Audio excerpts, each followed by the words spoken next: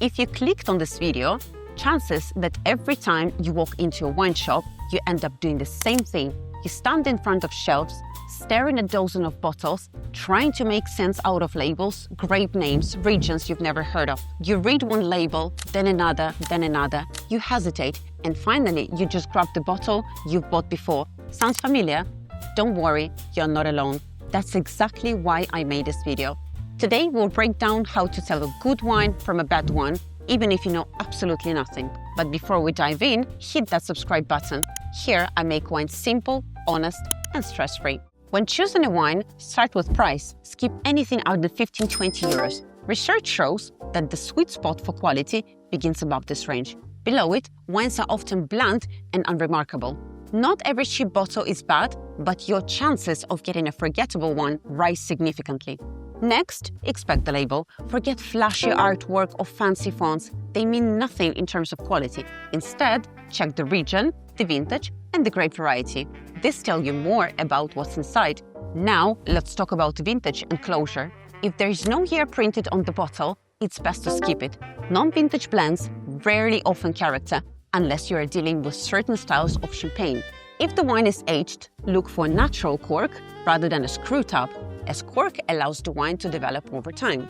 That said, screw caps are perfectly fine for young wines, especially from regions like New Zealand, where about 95% of wines are sealed this way. Keep in mind, it's often difficult to know the closure type before opening the bottle. Corks are covered with foil, and even then, some corks might be synthetic plastic. You'll only know for sure once you remove the foil. If, after opening, the wine pours very thin, almost like water, don't panic. That's completely normal for many wine styles and producers. Look out for the phrase "old vines" on the label.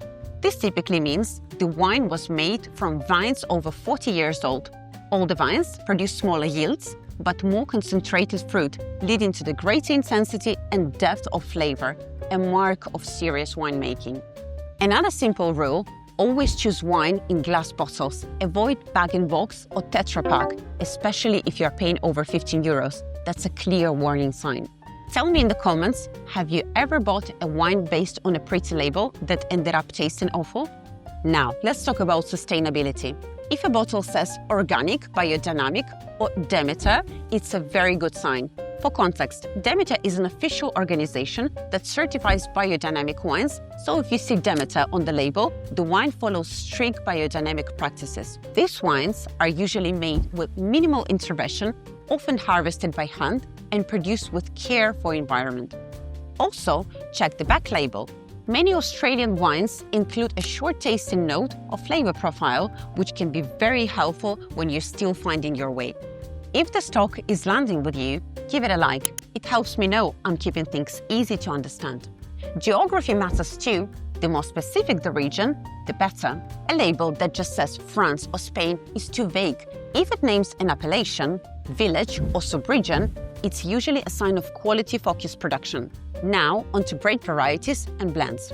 For budget wines, stick with single variety bottles. Chardonnay, Cabernet Sauvignon, Sauvignon Blanc, you get the idea. At higher price points, blends with 2 or 3 grapes are fine, but cheap blends with 5 or 6 grapes rarely deliver. You've bought and opened the bottle. Now, how do you tell it's actually good? First, look at the wine in the glass. Is it cloudy? Are there any bits floating around?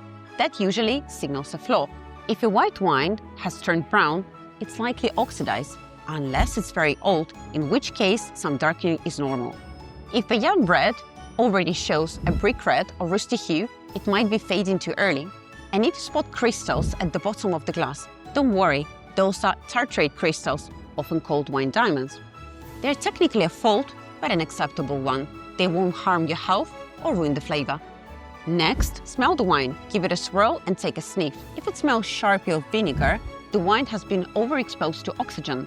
If it smells like wet cardboard or damp basement, that's cork taint, a musty aroma caused by a compound called TCA. If you detect the scent of rotten eggs, sulfur, or burnt rubber, that's another common wine fault. And if there's a strong whiff of nail polish remover, it means the wine has too much volatile acidity, which is definitely not a good sign. Finally, taste. If there is a fizz in a still wine, it's definitely off.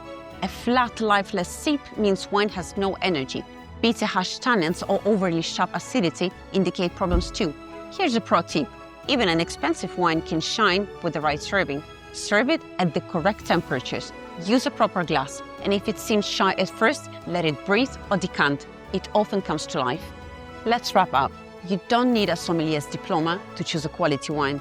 Just a few basic rules.